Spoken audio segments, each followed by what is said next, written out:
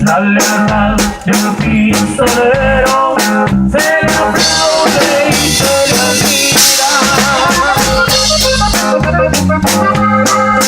porque son hombres sombreros, nunca andan con la mentira, y traen eso itinerario a los que traen en la vida.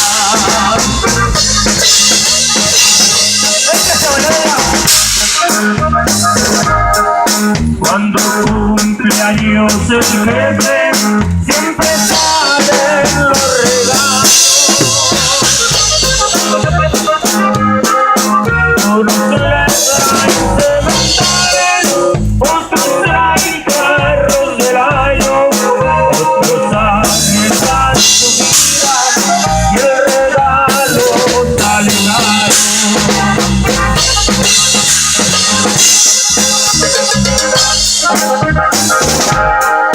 Se dio cuenta Barbarino de un acérrimo enemigo. Era el que más le estorbaba y él emprendió su camino. Iba a rifarse su muerte a buscar a aquel bandido.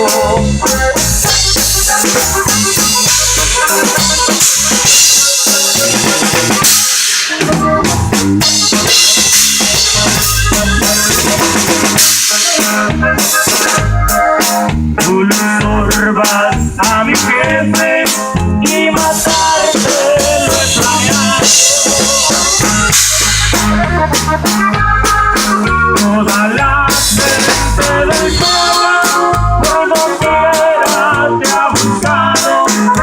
Sabes, vengo por ti, tú eres mi regalo caro.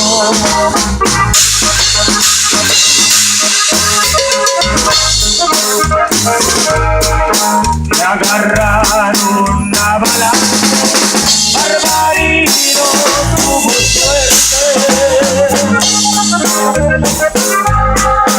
En el rostro del bandido se le dibujó la muerte y lo sube a su barquito para llevárselo al jefe.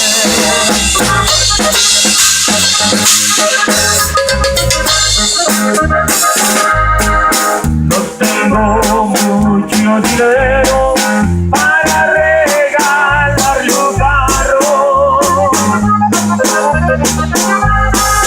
Discúlpeme usted, señor, estos presentes son caros. Abra la cajuela que este es mi humilde regalo.